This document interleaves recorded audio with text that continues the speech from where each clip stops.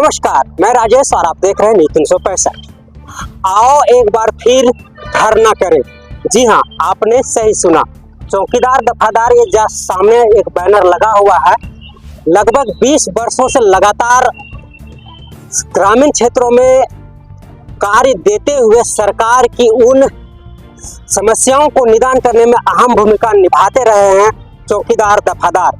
लेकिन आज उनकी भविष्य इस कदर अंधेरे में लटकी हुई है मानो सूरज डूब चुका है।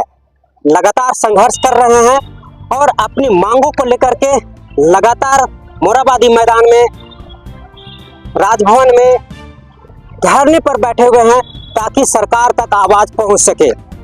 पिछले महीने 20 दिनों तक लगातार इन्होंने धरना दिया था और अपनी मांग को लेकर के सरकार तक पहुंचाने में, अपनी जो आवाज़ है पहुंचाने में बहुत ही अच्छा संदेश गया था।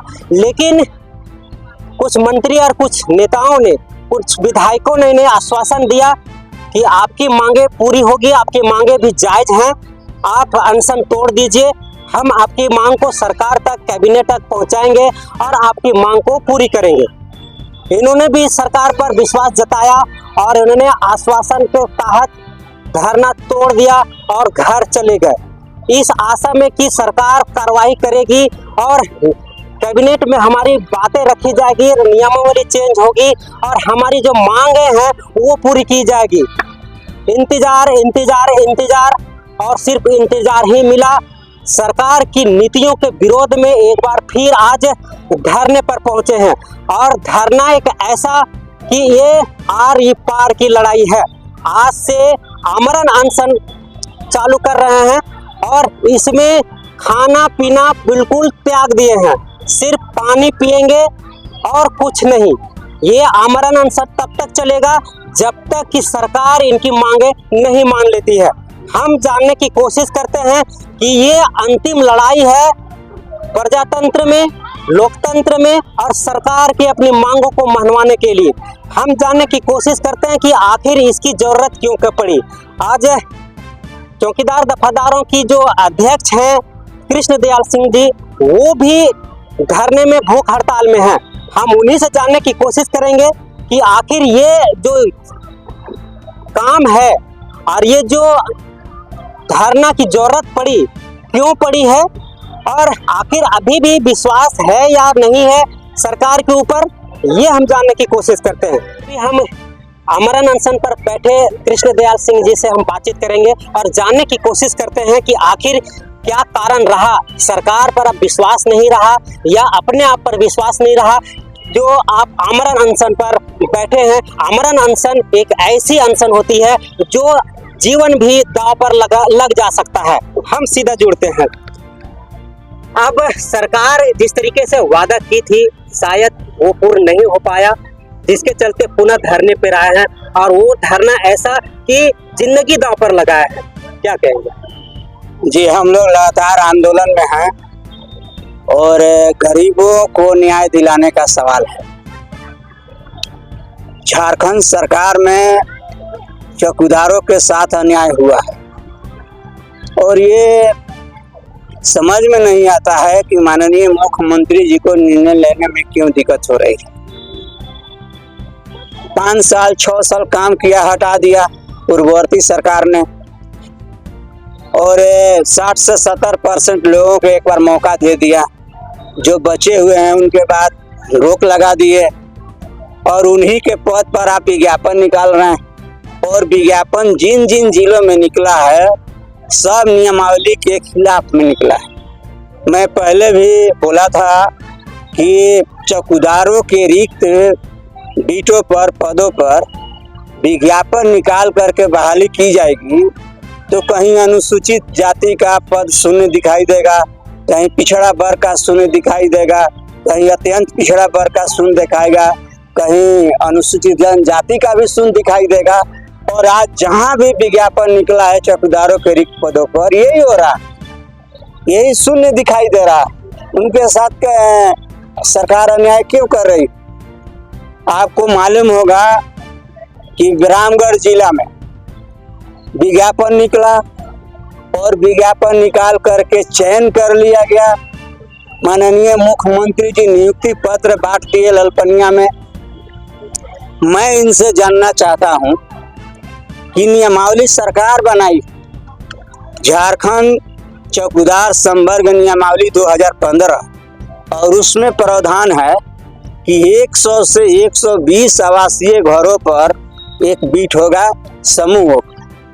ये आपने बीट तय नहीं किया, अब विज्ञापन निकाल दिया पुराने बीटों पर, और उसका नतीजा यही हुआ कि अनुसूचित जाति के लोग बाहर, पिछड़े वर्ग के लोग बाहर, अत्यंत पिछड़े वर्ग के लोग बाहर। और नियमावली में प्रावधान है कि जिस बीट में चौकीदार की नियुक्ति होगी उस बीट का अस्थायी निवासी होना अनिवार्य। मुझको जहाँ तक सूचना मिली है कि दूसरे प्रखंड से बुला करके लोग बहाल कर रहे हैं, और जब दूसरे प्रखंड के लोग बहाल होंगे चौकीदारी व्यवस्था में बीट पर, तो जो चौकीदारी व्यवस्था का मूल उद्देश्य है वो समाप्त हो जाएगा।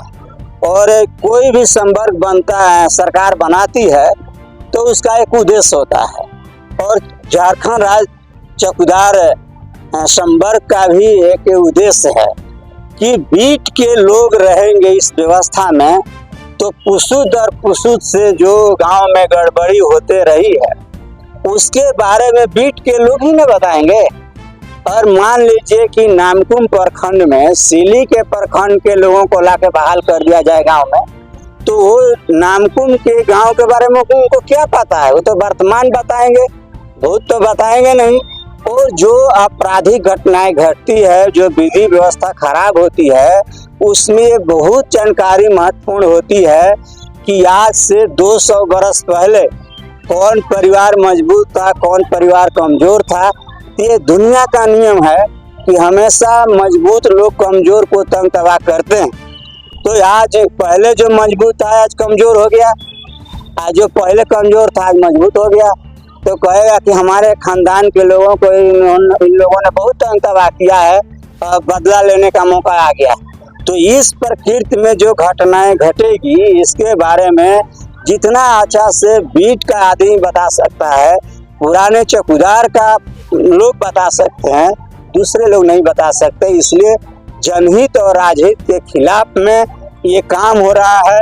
और जो बहाली हुई रामगढ़ जिला में वो नियमावली के खिलाफ है, और माननीय मुख्यमंत्री जी से जो नियुक्ति पत्र दिलवाया गया है वो नियुक्ति पत्र अवैध है, और उसको लोग कोर्ट में भी चैलेंज करेंगे। अच्छा, जो दूसरे जगह से ला करके दूसरे जगह नियुक्ति दे या जाना, क्या लगता है कहीं कुछ ऐसा तो नहीं कि कहीं घूस या फिर भ्रष्टाचार का कहीं वो आ रही है आपको? देखिए, जो ये लोग जिला स्तर पर जो ये विज्ञापन निकला है, और जो ये लोग विज्ञापन के आधार पर प्रक्रिया में है, सूचना यही मिल रही है कि आवेदक का आवेदन सही है, बीट का आदमी है, और उसमें कोई त्रुटि निकाल करके उसको बाहर कर दिया जा रहा है, उसको बाहर कर दिया जा रहा है। और जो त्रुटि या कंप्लेन करने का जो समय है, अब मान लीजिए कि आज समय है कि कोई आपके आवेदन में त्रुटि है या कोई आपत्ति है तो आकर दीजिए। आज आप 8 बजे रात में फोन करते हैं कि आप कल परीक्षा में नहीं बैठ सकते, आप बाहर हो गए। ये क्या ऐसा नियम?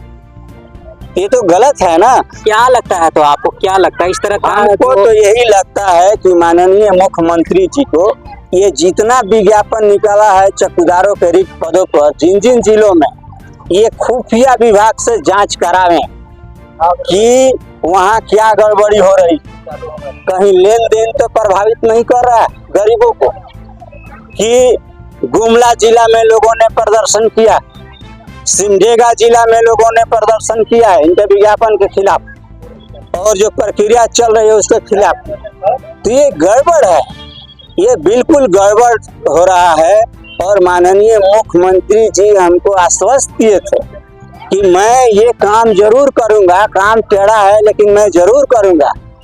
तो मैं तो लड़ते आ रहा हूँ। आपको जानकारी होगी, यहाँ हमने जो 20 दिन आंदोलन किया ये जुलाई अगस्त में, उसमें हमने कई रणनीति में बदलाव करके आंदोलन किया। धरना प्रदर्शन चलाया, जेल भरो अभियान चलाया, विधानसभा का घेराव किया, मुख्यमंत्री जी के आवास का घेराव किया, करमबद अनशन किया और उनके सत्ताधारी दल के माननीय विधायक जी आए थे और वो विधायक जी विधानसभा में हमारी मांग रखे थे। जिन मांगों को लेकर हम लोग सड़क पर लड़ते आ रहे हैं, खूबहू उन्हीं मांगों को कम शब्द में उन्होंने रखा विधानसभा में और उसको संज्ञान में नहीं लिया गया।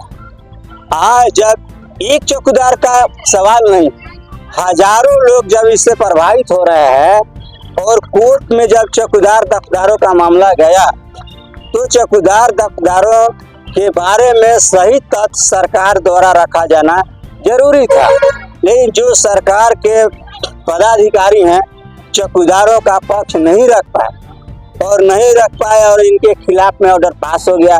तो जो ऑर्डर पास किया कोर्ट, चाहे जो भी ऑर्डर पास किया हो, अगर इससे हजारों लोग प्रभावित हो रहे हैं और जनहित राजहित का सवाल खड़ा हो रहा है, तो माननीय मुख्यमंत्री जी को इस पर विचार करके निर्णय लेना चाहिए। और जनता संस्था बनाई, जब न्यायालय में किसी को न्याय नहीं मिलता है तो जनता संस्था बनाई है न्याय करने की। संसद है, विधानमंडल है, जाने में अनजाने में साक्ष्य के अभाव में अगर किसी समुदाय के खिलाफ में अगर माननीय न्यायालय से कोई आदेश गड़बड़ पारित हो जाता है और ये जनता के बीच में जाता है, जनता सड़क पर उतरती है, कर्मचारी सड़क पर उतरते हैं, तो ये सरकार की जवाबदेही बनती है उसको ठीक करना। हम मांग करते हैं आपके चैनल के माध्यम से कि ये जो सेवा विमुक्त चौकीदारों का मामला है, एओजी चौकीदारों का मामला है, इसको ठीक करने के लिए झारखंड सरकार को तत्काल अध्यादेश जारी करना चाहिए।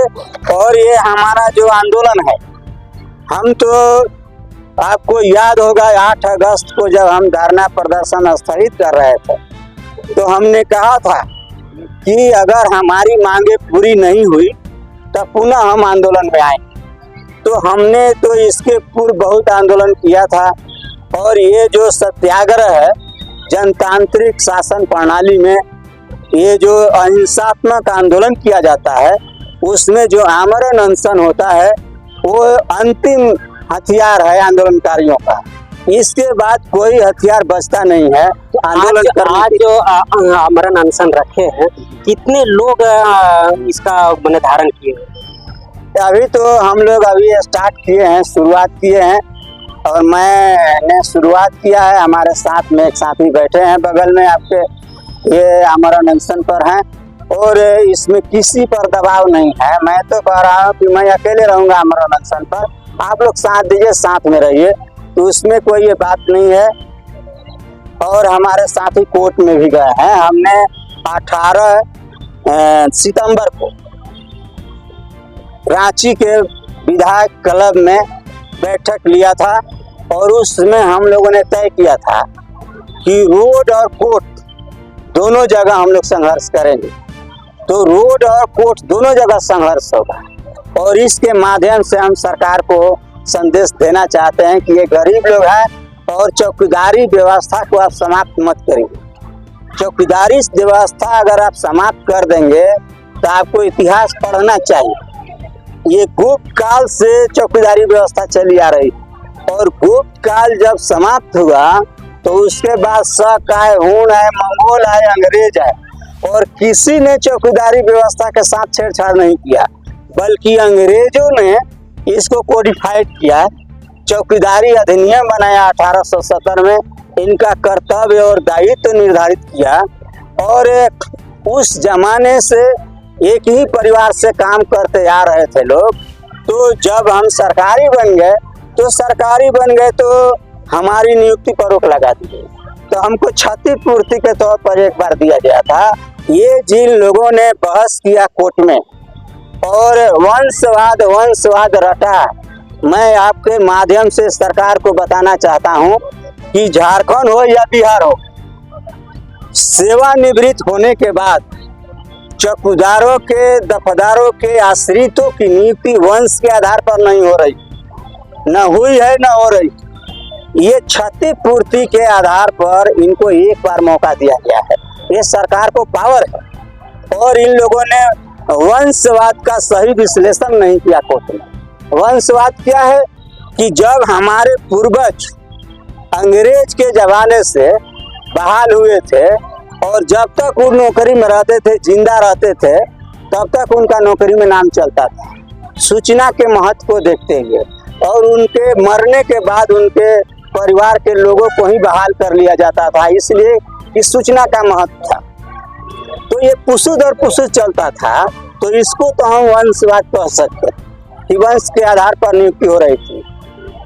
30 दिसंबर 1989 के कैबिनेट ने पास किया कि चौकीदार दफादारों को सरकारी चतुर्थ वर्गीय कर्मचारी घोषित किया जाता है। यह लागू होगा 1 जनवरी 1990 से और हमारी नियुक्ति पर रोक लगा दी गई। तो जितने बुजुर्ग लोग चौकीदार थे वो 31 दिसंबर 89 और 31 दिसंबर 89 के डेट में 80% चौकीदारों को रिटायर कर दिया गया, इसलिए कि उस समय 58 वर्ष उम्र थी सरकारी, वो पूरा कर लिया था, रिटायर कर दिए। तो हम लोग कहे कि 195 रुपया मिलता था चौकीदार को और 225 रुपया दफादार को। और जब वेतन मिलना शुरू हुआ तो ये सबको हटा दिए, तो इनको क्या मिला?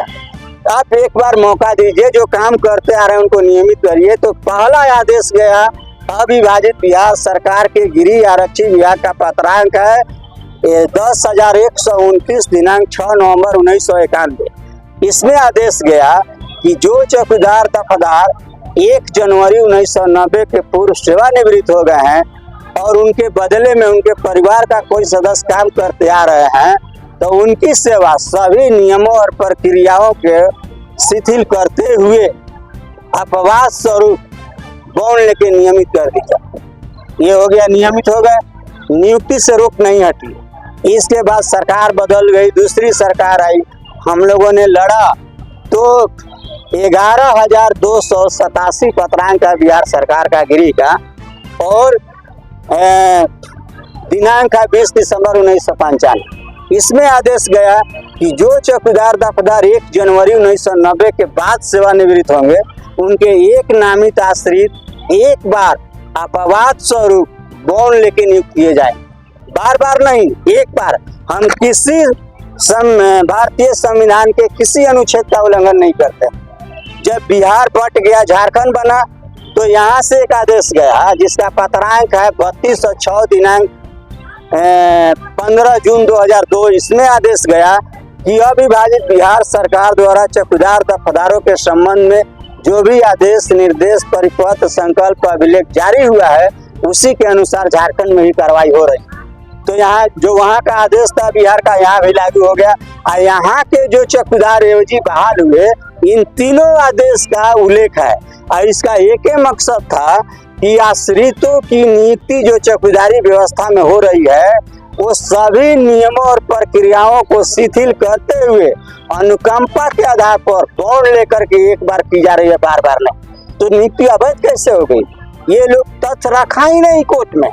तो हम माननीय मुख्यमंत्री जी से मांग कर रहे हैं कि ये जो हटा दिए गए हैं इनको वापस ले लीजिए, जो बचे हुए हैं उनको भी एक बार मौका दे दीजिए, और जो आप नियमावली में लिखे हैं कि 100 से 120 आवासीय घरों पर बीट बनाएंगे, तो आप बीट तय कर लीजिए, उस पर विज्ञापन निकालिए और उस पर बहाल करिए। लेकिन ये जो विज्ञापन निकाले हैं इसको आप तत्काल रद्द करिए, इनके साथ न्याय करिए। आप भी गरीब के बेटा हैं, आपके पिताजी पूरा संघर्ष किए हैं गरीबों के खिलाफ में, शोषितों के खिलाफ में, सामंतवादियों के खिलाफ में। जो शोषित है उनको न्याय दिलाने के लिए, जो पीड़ित थे उनको न्याय दिलाने के लिए आप उन्हीं के पुत्र हैं।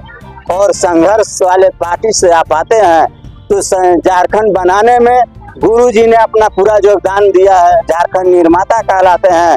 और बोले हैं कि चौकीदार का बेटा चौकीदार भी नहीं बोले बनेगा। और उन्होंने कहा था कि हमारी सरकार चौकीदारों की सरकार है, इस सरकार में चौकीदारों का काम होगा। आप क्यों नहीं उनके वचन को पूरा करते हैं? कब करें? अब तो लास्ट समय है जी। क्या सरकार का। इसीलिए हम लोग आमरण अनशन पर आए।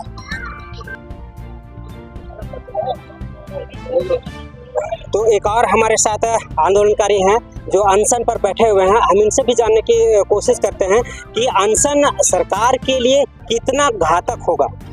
सरकार के खिलाफ में आप बैठे हुए हैं अपनी मांगों को लेकर के, आप आमरण अनशन में, डर नहीं लग रहा है? हम यही कहना चाह रहा हूँ कि चौकीदार जो बोला पूर्व से एक बार लिया जाए, चौकीदार को लड़का सकते बच्चा जितना जो पूर्व से बोला गया तो उस चीज़ को हमको चाहिए, देना चाहिए, और वो नहीं हो रहा है। हम लोग बार बार यहाँ पर बैठे हैं, वहाँ पर बैठे हैं, बहुत बैठते रहने इस तरह से। फिर आया विज्ञापन निकाल दिया तो हम लोग विज्ञापन में हम लोग नहीं हो पाए, कभी भी नहीं हो पाए। तो विज्ञापन इसको रद्द किया जाए वो चीज़ ठीक रहेगा। तो क्या नाम? बालेश्वर माता। तो हमने आमरण अनशन पर बैठे व्यक्तियों से हमने बातचीत करवाई और इनका व्यथा दुख सुनने के बाद ऐसा लगता है कि चौकीदारी व्यवस्था जो है सो सरकार के लिए अब जरूरत का चीज नहीं रहा है। इन्होंने लगातार कई वर्षों से सरकारी तंत्र को ग्रामीण क्षेत्रों से सूचना प्राप्त कर उन्हें नियंत्रण करने या उनकी समस्याओं को निदान करने में अहम भूमिका निभाई है, लेकिन आज अपने अधिकारों को लेकर के राजभवन के पास अपनी मांग को लेकर के बैठे हुए हैं।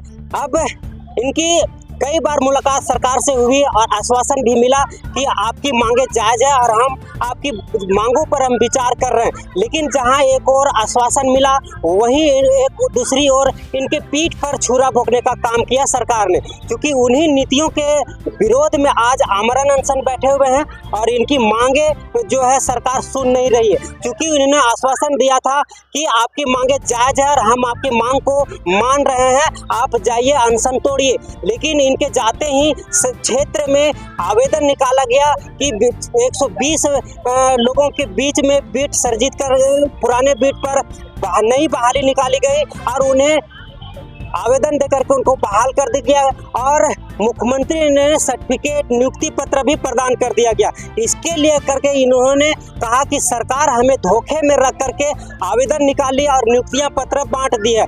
हम अपनी मांग पुरानी मांगे हैं, हम अपनी मांगों को लेकर के आमरण अनशन पर बैठेंगे और इसमें जो भी नुकसान या किसी तरह से नुकसान होगा इसकी जवाबदेही या इसकी जो भी कमी होगी वो जिम्मेवार सरकार की होगी। जो भी इनकी एक्शन होगी, इनकी आगे रणनीति होगी, हम लगातार आपको दिखाते रहेंगे। फिलहाल हमारे साथ जुड़े रहें नी 365 राजेश के साथ।